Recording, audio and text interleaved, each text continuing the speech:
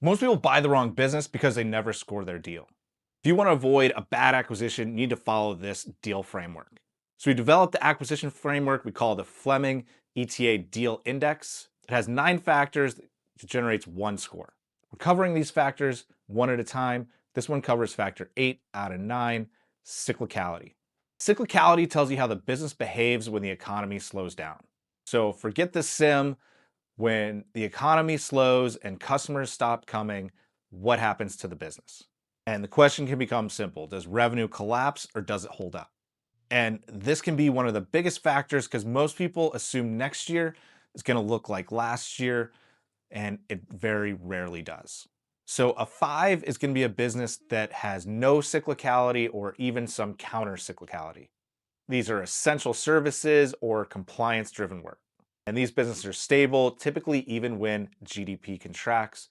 Now, we are going to say these businesses, you do need to be a little more skeptical because even a compliance business, if its customers start going out of business, it's going to see a drop in revenue. So even though they're supplying a mission critical service to the restaurant industry, you see a lot of restaurants go out of business during recessions. So your compliance oriented business is going to lose customers in that situation.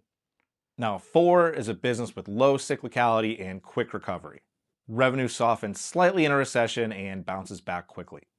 Customers typically are delaying purchases rather than canceling them. Margins can become tight but manageable. 3 is going to be economically sensitive but relatively predictable. Revenue could drop 20% during a recession as customers defer projects and push out orders or trade down to lower margin work. Profits remain, but they become lean, and it's going to require a lot of discipline on your part. Now, a 2 is a business that takes a 20 to 40% hit during a recession. Fixed costs are high, demand shifts quickly. And if you don't adjust fast, your margins are going to go away and you're going to have a very hard time servicing your debt. A 1 is going to be a business that's highly cyclical or highly vulnerable. Revenue can fall more than 40% when the economy slows. These are highly discretionary purchases that highly depend on people having extra cash in the bank. Owning a business in this category, you're going to need really strong reserves. Now, cyclicality determines whether your business can survive a recession. And this factor is one of the most important one that most buyers ignore when they go to do an acquisition.